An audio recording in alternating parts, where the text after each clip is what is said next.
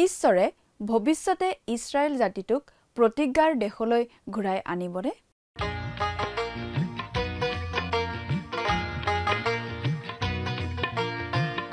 আজিৰে পবিত্ৰ ক্ষণতে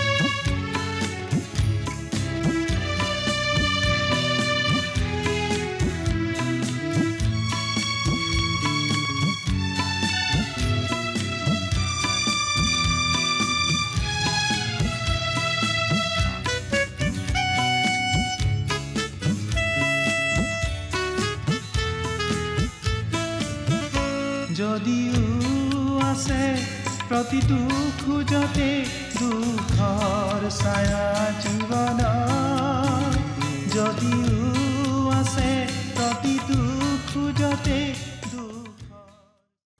নমস্কাৰ, আমাৰ ভক্তিবচন অনুষ্ঠানলৈ আপোনাক স্বাগতম জনাইছোঁ। খ্ৰীষ্টীয় বিশ্বাসী লোকসকলৰ বাবে বিশেষভাৱে প্ৰস্তুত কৰা এই ভক্তিবচন অনুষ্ঠানটো হৈছে বাইবেল অধ্যয়নৰ ধাৰাবাহিক অসমীয়া অনুষ্ঠান। বাইবেলৰ গোটেই ৬৬খন পুস্তকৰে আমি ইয়াত অধ্যয়ন কৰিম।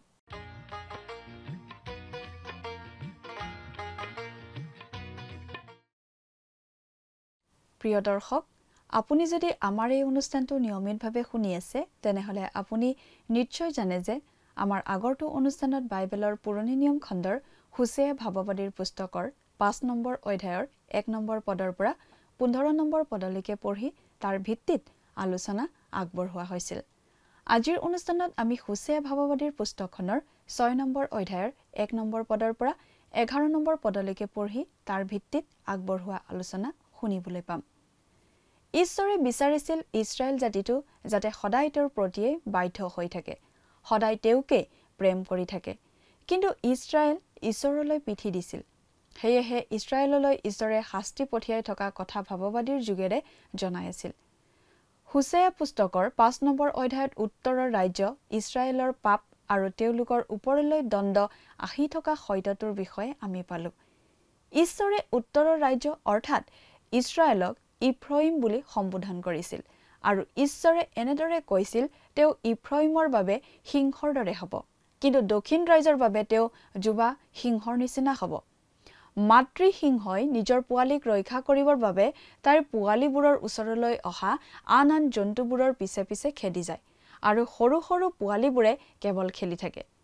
ঈশ্বৰে উত্তৰ ৰাজ্যক কৈছিল যে তেওঁ তেওঁলোকৰ বাবে সিংহৰ নিচিনা হ'ব, তেওঁ তেওঁলোকক ধ্বংস কৰিব, কিন্তু দক্ষিণ ৰাজ্য যীহুদালৈ তেওঁ মাত্ৰ এটা সিংহৰ পোৱালীৰ নিচিনা হ'বলৈ গৈ আছিল। কিন্তু সিংহৰ পোৱালী এটা ডাঙৰ হ'লে সিও দুষ্ট হৈ পৰে। গতিকে এইটো দক্ষিণ ৰাজ্য অৰ্থাৎ যীহুদাৰ বাবে এটা সতৰ্কবাণী আছিল যে কোনোবা দিনা তেওঁলোকৰ ওপৰলৈকো বিচাৰ আহি আছে। হোছেয়াৰ যুগেৰে ঈশ্বৰে উত্তৰৰ ৰাজ্য ইছৰাইলক শেষবাৰৰ বাবে সাৱধানবাণী শুনাই আছিল। তেওঁলোকে ঈশ্বৰলৈ নুঘূৰিলে তেওঁলোকৰ ওপৰলৈ ঈশ্বৰৰ দণ্ড আহিব বুলি জনাই দি আছিল। 6 নম্বৰ অধ্যায়ত আমি পাওঁ যে ইছৰাইল জাতিয়ে শেষ দিনত আকৌ নিজৰ দেশ প্ৰতিকাৰ দেশলৈ উভতি আহিব। সেই বিষয়ে জনাই দিয়া, কিন্তু জোচেয়াৰ সময়ৰ ইছৰাইলক তেওঁলোকে সেই সময়ত কৰি থকা পাপৰ বাবে বিচাৰ কৰা হ'ব বুলিও সতৰ্ক কৰি দিয়া হৈছিল। সেই সময়ত উত্তৰ ৰাজ্যখনলৈ এইটোৱে আছিল ঈশ্বৰৰ শেষ আহ্বান। কিন্তু ই সেই জাতিটোৰ ভৱিষ্যতৰ প্ৰতিও লক্ষ্য কৰে যেতিয়া ঈশ্বৰে তেওঁলোকক সুস্থ কৰিব। যদিও তেওঁ তেওঁলোকক ছিন্ন ভিন্ন কৰিব, তথাপিও তেওঁ তেওঁলোকক বান্ধিও ৰাখিব। আহকচোন এতিয়া আমি মূল আলোচনাটোৰ মাজলৈ আগবাঢ়ি যাওঁ। পৰিত্ৰাতা প্ৰভু যীশুখ্ৰীষ্টৰ নামত নমস্কাৰ প্ৰিয় শ্ৰোতা। ইয়াৰ আগৰ আলোচনাটোত আমি হোছেয়া পুস্তকৰ 5 অধ্যায়টো আলোচনা কৰিলোঁ। আজিৰ অধ্যয়নত আমি 6 অধ্যায়টো আলোচনা কৰিম হওক। এতিয়া আমি হোছেয়া 6 অধ্যায়টো পাঠ কৰোঁ হওক। আপোনালোক যিসকলৰ হাতত সম্পূৰ্ণ বাইবেলখন আছে, 984 আৰু 985 পৃষ্ঠাত অধ্যায়টো উলিয়াই লওক। যিসকলৰ হাতত বাইবেল নাই, পাঠ কৰি যাওঁতে মনোযোগেৰে শুনি যাওক। এয়া পাঠ কৰিছোঁ। ব'লা আমি জিহুৱালৈ ঘূৰি যাওঁ, কাৰণ তেওঁ বিদাৰিলে আৰু তেওঁ আমাক সুস্থও কৰিব। তেওঁ প্ৰহাৰিলে আৰু তেওঁ আমাৰ ঘাঁ বান্ধিব। দুদিনৰ পাছত তেওঁ আমাক পুনৰাই জীয়াব। তৃতীয় দিনা তেওঁ আমাক তুলিব, তাতে আমি তেওঁৰ সাক্ষাতে জীয়াই থাকিম। আহা, আমি জিহুৱাক জানো হওক, তেওঁক জানিবলৈ তেওঁৰ অনুগামী হওঁ হওক। তেওঁৰ উদয় অৰুণোদয়ৰ নিচিনা নিশ্চিত। তেওঁ আমাৰ ওচৰলৈ বৃষ্টিৰ নিচিনাকৈ, ভূমি ভিজাওঁতা শেহতীয়া বৰষুণৰ নিচিনাকৈ আহিব। হে ইফ্ৰাইম, মই তোমাক কি কৰিম? হে যহোদা, তোমাক বা কি কৰিম? কিয়নো তোমালোকৰ প্ৰেম ৰাতিপুৱাৰ মেঘৰ নিচিনা আৰু সোনকালে নাইকিয়া হোৱা নিয়ৰৰ নিচিনা। এইকাৰণে মই ভাওবাদীৰ দ্বাৰাই তেওঁবিলাকক কাঠ চচা দি চচালোঁ। মোৰ মুখৰ বাক্যেৰে তেওঁবিলাকক বধ কৰিলোঁ। আৰু তোমালৈ কৰা দণ্ডাজ্ঞাবোৰ চকমকীয়া বিজুলীৰ নিচিনা হ'ব।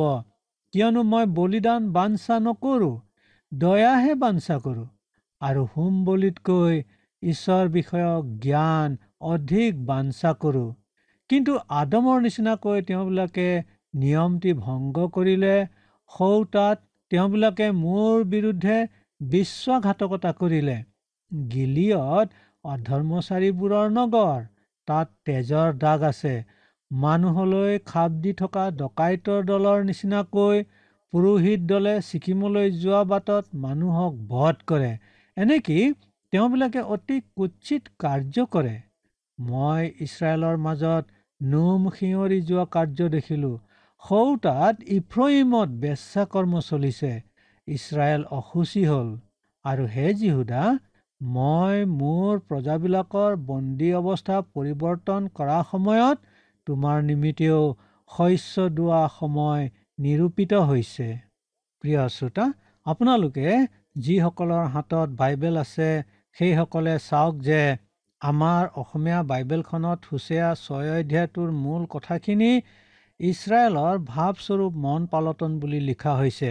অৰ্থাৎ ইছৰাইলৰ সন্তানসকলে মন পালটন কৰিছে ঠিকেই, কিন্তু সেই মন পালটন বৰ অস্থিৰ আৰু অস্থায়ী আছিল।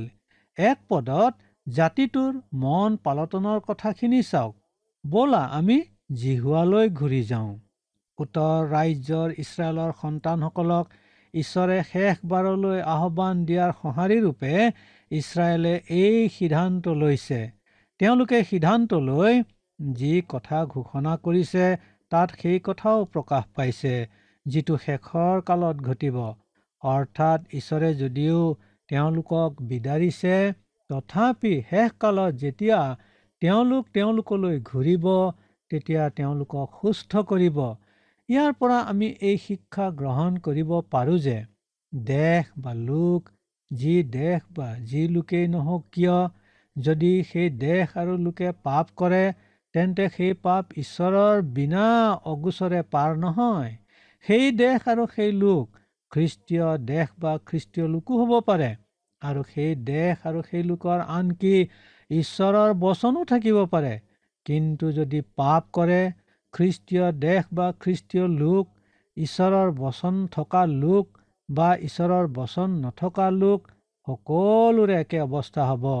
সেই কথাত সকলোৱে ধৰা পৰিব।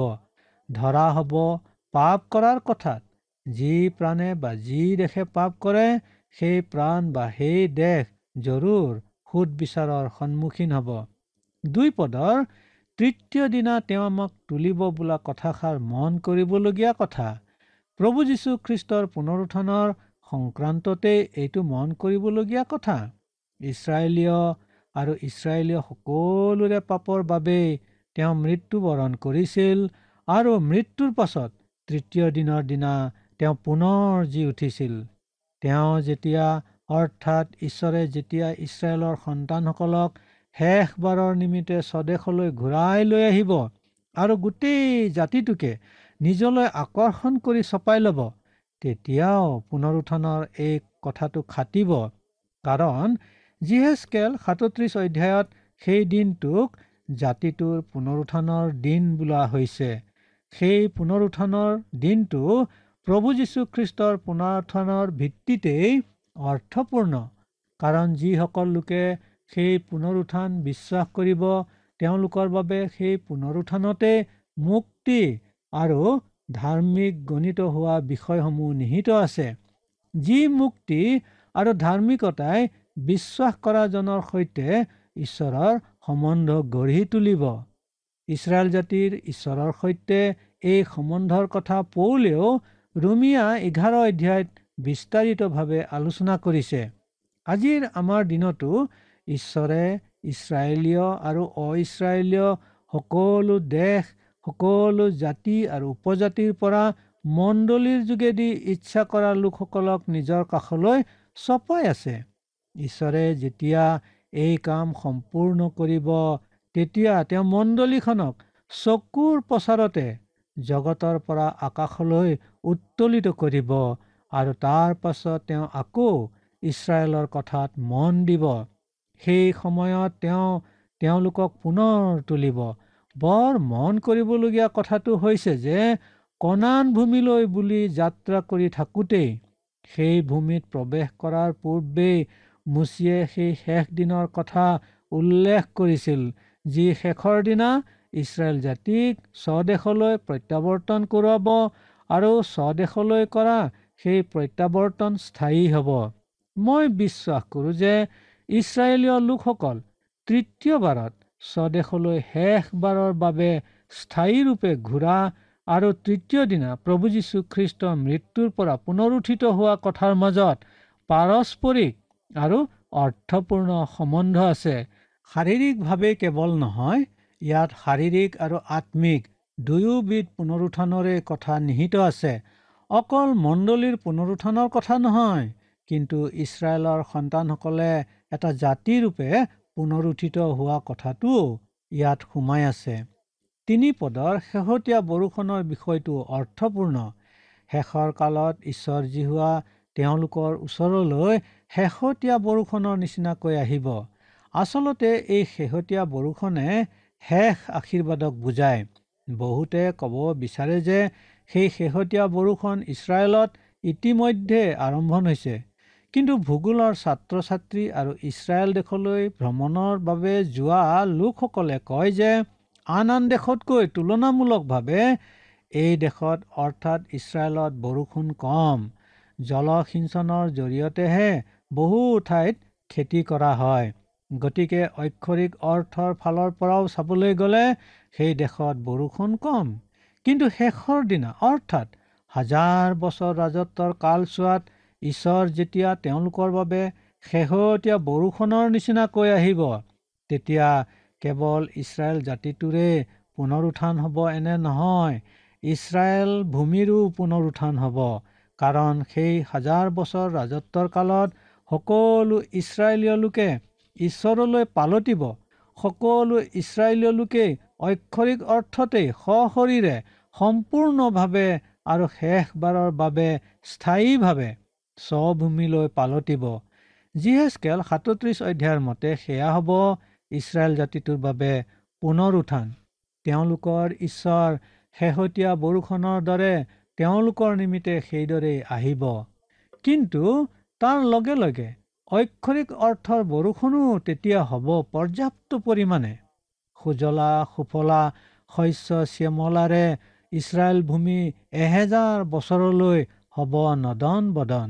ইছৰাইল ভূমিৰ লথৰা লথৰা পাহাৰবোৰ সেউজীয়া বন বননি জীৱ জনোৱাৰ চৰাই চিৰিকটিৰে ভৰি পৰিব। শুকান ভূমিসমূহত শ্যামল শস্য হালিব আৰু জালিব। আৰু আটাইতকৈ সুখৰ কথাটো হ'ব যে সকলো ইছৰাইল গোষ্ঠীয়ে তেওঁলোকৰ ঈশ্বৰ যিহলৈ পালতি তেওঁৰেই কেৱল আৰাধনা কৰিব। কি মহত্বপূৰ্ণ পুনৰুত্থান হ'ব ইছৰাইল জাতিটোৰ। কি মহৎ পুনৰুত্থান হ'ব ইছৰাইল ভূমিৰ। কিন্তু ৰ'ব প্ৰিয় শ্ৰোতা, ইছৰাইলৰ শেষৰ কালত তেওঁলোকৰ সেই গৌৰৱময় দিন অহাৰ পূৰ্বে তেওঁলোকে বৰ্তমানে ধাৰণ কৰা পাপ জীৱনৰ বাবে তেওঁলোকৰ সুদবিচাৰ ঈশ্বৰে কৰিব। তাকেই আমি এতিয়া 6 অধ্যায় 4 পদৰ পৰা পাওঁ হওক। আমি আগৰে পৰা কৈ আহিছোঁ যে পাপ কৰি সেই পাপৰ পৰা বিনা সুদবিচাৰ আৰু বিনা শাস্তিৰে কোনেও হাত সাৰি যাব নোৱাৰিব। 6 অধ্যায় 4 পদৰ কথাখিনিৰ পৰা ধাৰণা কৰা হয় যেন ইছৰাইল আৰু যিহুদাক লৈ ঈশ্বৰ বিমূৰত পৰিছে আৰু সেয়ে তেওঁ কৈছে, হে ইফ্ৰাইমক মই লৈ তোমাক কি কৰিম, হে যিহুদা তোমাক লৈ মই কি কৰিম। আন কথাত তেওঁ কৈছে যে হে ইফ্ৰাইম মই তোমাক ভাল পাওঁ, হে যিহুদা তোমাকো মই বৰ ভাল পাওঁ, কিন্তু মই কি কৰিম, কাৰণ তোমালোক পাপ আচৰণ কৰিবলৈ কেনেৰা। মই তোমালোকৰ সুদবিচাৰ কৰিবই লাগিব। সুদবিচাৰটো হৈছে ঈশ্বৰে কৰি ভাল নোপোৱা কাম। কাৰণ ঈশ্বৰে পৰিত্ৰাণহে কৰিবলৈ ইচ্ছা কৰে, কাৰো সুদবিচাৰ কৰি তেওঁ ভাল নাপায়। কিন্তু মানুহে যেতিয়া তেওঁৰ পৰা আঁতৰি থাকি পাপতে মজি থাকে, তেতিয়া তেওঁ সুদবিচাৰ নকৰাকৈও থাকিব নোৱাৰে। আজি আমাৰ বহু ধৰ্ম আছে, আমাৰ ধৰ্মৰ সম্প্ৰদায়ো আছে, কিন্তু নাই ঈশ্বৰ বিষয়ক জ্ঞান। ধৰ্ম আৰু সাম্প্ৰদায়িকতাই মানুহৰ মানসিক সামাজিক নৈতিক আৰু আধ্যাত্মিকতাৰ প্ৰয়োজনীয়তা অকণো পূৰ্ণ কৰিব পৰা নাই। কাৰণ ধৰ্মৰ যোগেদি মানুহে নিজে ঈশ্বৰৰ অনুসন্ধান কৰে। সসীম মানুহে অসীম ঈশ্বৰক বিচাৰি পাব ইচ্ছা কৰে আৰু তেওঁলোকে চেষ্টা কৰে। বাওনা হৈ চন্দ্ৰক ঢুকি পাব খোজে। অসীম ঈশ্বৰহে সসীম মানুহক বিচাৰি যাব লাগে, তেতিয়াহে মানুহে ঈশ্বৰৰ সন্ধান লাভ কৰে। আজিৰ পৰা 2000 বছৰৰ পূৰ্বে আমাৰ পৰিত্ৰাতা প্ৰভু যীশুখ্ৰীষ্টৰ জৰিয়তে সেই কামকেই ঈশ্বৰে জগতৰ সসীম মানুহৰ কাৰণে কৰিলে। ধৰ্ম ধৰি চেষ্টা কৰি চোৱাৰ পৰিৱৰ্তে মানুহে আজি যীশুখ্ৰীষ্টক ধৰি জীৱনৰ অমুক পৰিৱৰ্তন লাভ কৰা উচিত। ইছৰাইলীয় লোকসকলো বৰ ধৰ্মীয় লোক আছিল, কিন্তু হোছেয়াই কৈছে যে তেওঁলোকৰ মৰম ভালপোৱাখিনি হ'লে আকাশৰ চঞ্চল মেঘ আৰু ৰাতিপুৱাৰ নিয়ৰ সদৃশ আছিল, অতি অস্থায়ী আৰু অতি কৃত্ৰিম। সেয়াই ধৰ্মীয় মৰম চেনেহ আৰু সেয়ে অকৰ্মণ্য অনৰ্থক মৰম চেনেহ আৰু ভাল পোৱা। তেনে ভাৱৰীয়া কপটীয়া আৰু গৰ্বী মতলবী ধৰ্মীয় নেতাসকলক বগাকৈ লিপা কবৰস্থানৰ সৈতে তুলনা কৰি প্ৰভু যীশুৱে গৰিহণা দিছিল। আপোনালোকে সেই কথা জানে। 6 অধ্যায় 5 পদত আমাৰ অসমীয়া বাইবেলত যিটো কথাত তেওঁলোকক কাঠ চচা দি চচালো বুলিছে, সেইটো আন ভাষাৰ বাইবেলত তেওঁলোকক জীয়াই জীয়াই ছাল চেলিয়ালো বুলিহে আছে। আজিও আমি সেইটো কৰিব পাৰোঁ, আৰু তাকে কৰিব পাৰোঁ ঈশ্বৰৰ বচন যেনে আছে, যেনেদৰে কৈছে তেনেদৰেই প্ৰচাৰ কৰি। ঈশ্বৰৰ বচন প্ৰচাৰৰ দ্বাৰাই আমি বহু কপটীয়া, বহু ভাৱৰীয়া আৰু গৰ্বী লোকৰ ছাল চেলিয়াই জীয়াই জীয়াই তেওঁলোকৰ ছাল চেলিয়াব পাৰোঁ। পেটত পেলু হ'লে চিকিৎসকে তিতা বড়ি সেৱন কৰিবলৈ দিয়ে। তিতা বড়ি সেৱন কৰাটো যদিও সুখকৰ অভিজ্ঞতা নহয়, তথাপি সেই তিতা বড়িয়ে পেটৰ উৎপতীয়া পেলুবোৰক ধ্বংস কৰে। ঈশ্বৰৰ বচন দুই ধাৰে ধাৰ থকা তৰোৱালতকৈও চোকা। ধাৰ থকা ঈশ্বৰৰ বচনে বহুতৰ জীৱনৰ ভাৱ, কপট আৰু গৰ্ব দূৰ কৰিবলৈ সক্ষম হয়।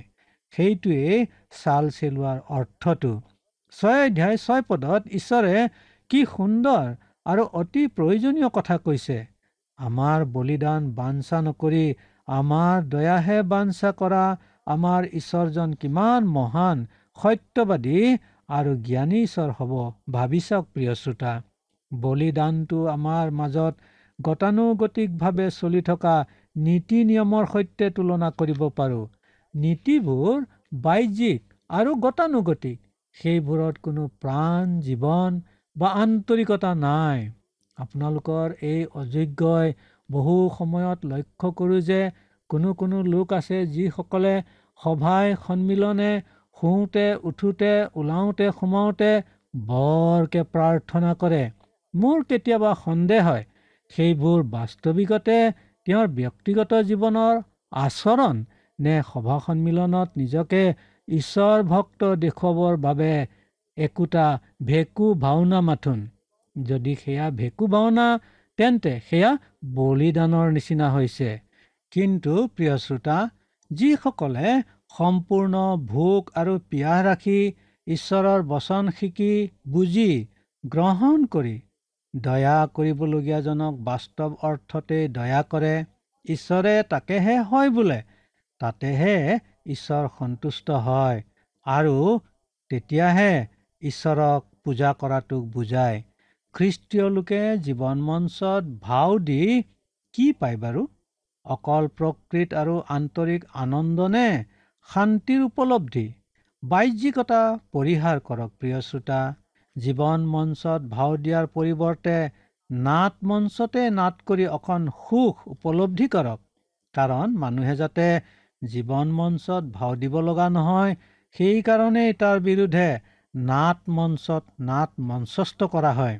নাট মঞ্চত আপুনি কপটীয়া এজনৰ ভূমিকাত নাট মঞ্চস্থ কৰিও সুখ পাব, কিন্তু তাৰ বিপৰীতে জীৱন মঞ্চত ধাৰ্মিক দেখুৱাই ভাও দিলেও আপুনি এচিকুটো শান্তি উপলব্ধি কৰিব নোৱাৰে।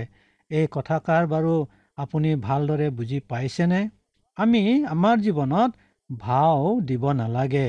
আমি হ'লে প্ৰকৃত আন্তৰিকতাপূৰ্ণ আমাৰ অন্তৰেৰে সৈতে আমি ঈশ্বৰৰ সেৱা পূজা কৰিব লাগে, তেওঁৰ পৰিচৰ্যা কৰিব লাগে। তেওঁৰ কাৰণে সেইদৰে আন্তৰিকতাৰে আৰু সত্যতাৰে আমি জীৱন ধাৰণ কৰিব লাগে। আমি ভাও দিব নালাগে। 6 অধ্যায় 7 পদত উল্লেখ কৰা নিয়মটি হৈছে ঈশ্বৰে ইছৰাইলৰ সৈতে পতা নিয়ম। 6 অধ্যায় 8 পদৰ গিলিয়ত আচলতে ঘা সুস্থ কৰা মলমৰ বাবেহে বিখ্যাত। যিৰিমিয়া 8 অধ্যায় 22 পদ। কিন্তু হোছেয়াৰ সময়ত গিলিয়ত ৰক্তপাত আৰু আন আন অপৰাধৰ বাবেহে জনাজাত আছিল। 9 পদৰ ডাকুবোৰ আচলতে একালৰ পুৰোহিত। পুৰোহিতে নিজৰ কৰ্তব্য নুবুজিলে, সেই কৰ্তব্য পালন কৰিব নোৱাৰিলে তেওঁলোকে পৰিশেষত গৈ থৈ ডাকু নহয় হ'ব কি? এতিয়াও এনে অনেক লোক মণ্ডলীৰ পৰিচৰ্যাত আছে যিসকলে ৰাজনীতিতেহে বৰ যোগ্য নেতৃত্ব দিব পাৰিলেহেঁতেন। গীৰ্জাৰ বেদী মঞ্চত থিয় হৈ যিসকল পালক আৰু পুৰোহিতে ঈশ্বৰৰ বচন নিদি নিজৰ বচনহে দিয়ে, তেওঁলোকো প্ৰকৃততে আত্মিক ডাকু। 10 আৰু 11 পদত পুনৰ ইফ্ৰইম আৰু জিহুদাৰ কথা কৈ ইছৰাইলৰ জঘন্য পাপ কাৰ্যৰ কথা কোৱা হৈছে আৰু লগতে জিহুদাকো জনাইছে যে জিহুদাৰ বাবেও সুদ বিচাৰৰ দিন আহি আছে। মই মোৰ প্ৰজাবিলাকৰ বন্দী অৱস্থা পৰিৱৰ্তন কৰা সময়ত বুলি কৈ ঈশ্বৰে তেওঁলোকক শেষকালৰ আশাৰ কথাও জনাইছে। কিন্তু এতিয়া তেওঁলোকৰ বৰ্তমানৰ পাপৰ বাবে তেওঁলোক শাস্তি দিবই লাগিব। প্ৰিয় শ্ৰোতা, কোনো মনুষ্য প্ৰাণী বা কোনো জাতিয়ে পাপ কৰি ৰেহাই কেতিয়াও নাপাব। তৎকালে বা পলমকৈ হ'লেও তাৰ শাস্তি জৰুৰ হয়। ইছৰাইল জাতিৰ ক্ষেত্ৰত সেইটো সঁচা আছিল আৰু আপোনালোকৰ এই অযোগ্য দাসৰ ক্ষেত্ৰতো সেইটো সঁচা আৰু আপোনাৰ ক্ষেত্ৰতো সেইটো সঁচা হ'ব। গতিকে প্ৰভু ঈশ্বৰৰ সান্নিধ্যত থাকি পাপ আচৰণৰ পৰা আঁতৰি থকাটো আমাৰ আত্মিক দায়িত্ব। এই ক্ষেত্ৰত দায়িত্ব পালন কৰিবলৈ ঈশ্বৰে আপোনাক আৰু মোক সহায় কৰক আৰু সেইদৰে চলিবলৈ ঈশ্বৰৰ সান্নিধ্যত থাকিবলৈও তেওঁ আমাক সহায় কৰক। ইয়াকে কৈ আজিলৈ ইমানতে সামৰিছোঁ। ঈশ্বৰে আপোনাক আশীৰ্বাদ কৰক। নমস্কাৰ।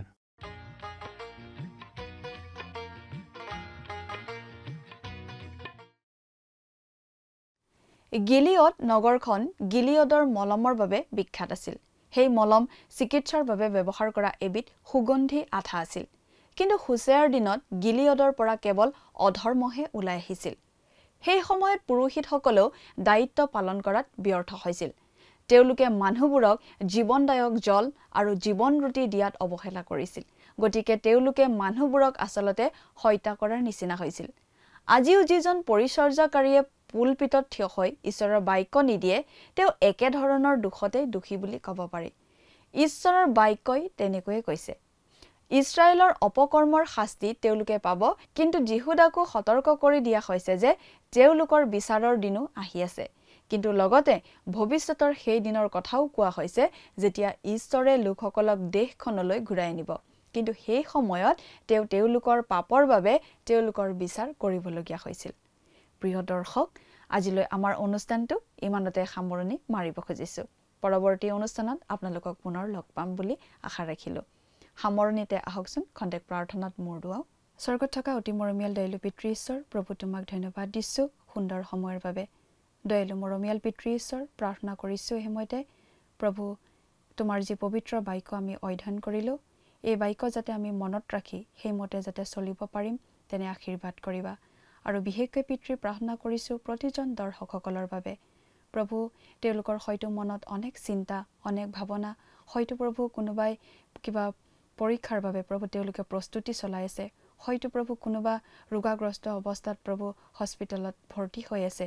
সকলো তোমাৰ হাতত সমৰ্পণ কৰিছোঁ প্ৰভু। তেওঁলোকৰ সকলো চিন্তাৰ ভাৰ তুমি লোৱা আৰু তেওঁলোকে যি যি চিন্তাত প্ৰভু আছে তাৰ পৰা প্ৰভু তেওঁলোকক তুমি মুক্ত কৰিবা আৰু তেওঁলোকে আনন্দ মনেৰে সৈতে যাতে তোমাৰ চৰণত ওচৰ চাপিব পাৰে তেনে আশীৰ্বাদ প্ৰভু তুমি দান কৰা। এই সকলো যাচনা মহান ত্ৰাণকৰ্তা প্ৰভু যীশুখ্ৰীষ্টৰ নামত অৰ্পণ কৰিছোঁ। আমেন।